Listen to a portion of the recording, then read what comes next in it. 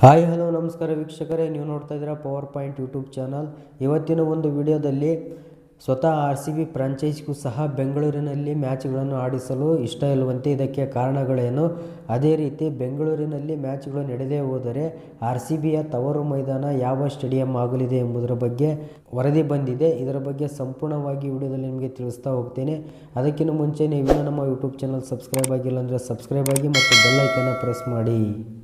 ಬೆಂಗಳೂರಿನ ಚಿನ್ನಸ್ವಾಮಿ ಕ್ರೀಡಾಂಗಣದಲ್ಲಿ ಮ್ಯಾಚ್ಗಳನ್ನು ಆಡಿಸಲು ಸ್ವತಃ RCB ಫ್ರಾಂಚೈಸಿಗೂ ಸಹ ಇಷ್ಟ ಇಲ್ಲವಂತೆ. ಯಾಕಪ್ಪ ಅಂತಂದರೆ 2025ರ IPL ಕಪ್ ಗೆದ್ದ ನಂತರ ಚಿನ್ನಸ್ವಾಮಿ ಕ್ರೀಡಾಂಗಣದಲ್ಲಿ ನಡೆದಂತಹ ಕಾಲು ತುಳಿತದಿಂದ 11 ಮಂದಿ ಸಾವಿಗೀಡಾದ ಬಳಿಕ RCB ಫ್ರಾಂಚೈಸಿಯ ವಿರುದ್ಧ ನಡೆದಂಥ ಅಪಪ್ರಚಾರದಿಂದ RCB ಓನರ್ಸ್ಗಳಿಗೆ ನೋವುಂಟಾಗಿ ಈ ನಿರ್ಧಾರಕ್ಕೆ ಬಂದಿದ್ದಾರೆ ಅಂತಲೇ ಹೇಳ್ಬೋದು. ಅದೇ ರೀತಿ RCB ಮ್ಯಾಚ್ಗಳನ್ನು ಚಿನ್ನಸ್ವಾಮಿ ಕ್ರೀಡಾಂಗಣದಲ್ಲಿ ಆಡಿಸಲು ಇಲ್ಲಿವರೆಗೂ ಸಹ ಕರ್ನಾಟಕ ಕ್ರಿಕೆಟ್ ಮಂಡಳಿಯ ಜೊತೆಗೆ ಯಾವುದೇ ಸಹ ಚರ್ಚೆಯನ್ನು ನಡೆಸಿಲ್ಲಂತೆ. ಅದೇ ರೀತಿ ಒಂದು ಕಡೆ ವೆಂಕಟೇಶ್ ಪ್ರಸಾದ್, ಕರ್ನಾಟಕ ಕ್ರಿಕೆಟ್ ಮಂಡಳಿ ಅಧ್ಯಕ್ಷರಾದಂಥ ವೆಂಕಟೇಶ್ ಪ್ರಸಾದ್ ಅವರು ಬೆಂಗಳೂರಿನಲ್ಲಿ ಮ್ಯಾಚ್ಗಳನ್ನು ಆಡಿಸಲೇಬೇಕಂತ ಬಹಳ ಹೋರಾಟ ಮಾಡ್ತಾಯಿದ್ರು ಸಹ ಅವರಿಗೆ ಯಾವುದೇ ರೀತಿಯ ಬೆಂಬಲವನ್ನು ನಮ್ಮ RCB ಫ್ರಾಂಚೈಸಿಯ ಓನರ್ಗಳು ನೀಡಿಲ್ಲ.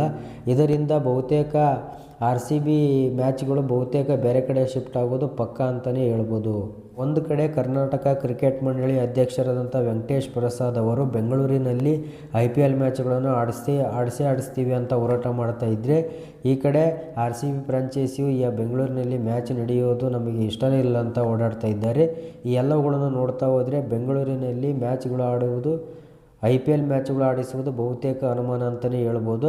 ಹಾಗಾದರೆ ಬೆಂಗಳೂರಿನಲ್ಲಿ ಮ್ಯಾಚ್ಗಳು ನಡೆಯದೇ ಹೋದರೆ RCBಯ ತವರು ಮೈದಾನ ಯಾವುದಾಗಬಹುದು ಎಂಬುದರ ಬಗ್ಗೆ ಗಮನಿಸುತ್ತಾ ಹೋದರೆ ಛತ್ತೀಸ್ಗಢದ ರಾಯ್ಪುರ ಅಥವಾ ಮಧ್ಯಪ್ರದೇಶದ ಇಂದೋರ್ ಸ್ಟೇಡಿಯಂಗಳು ಎರಡರಲ್ಲಿ ಯಾವುದಾದರೂ ಒಂದು RCBಯ ತವರು ಮೈದಾನವಾಗಲಿದೆ ಅಂತಲೇ ಹೇಳ್ಬೋದು.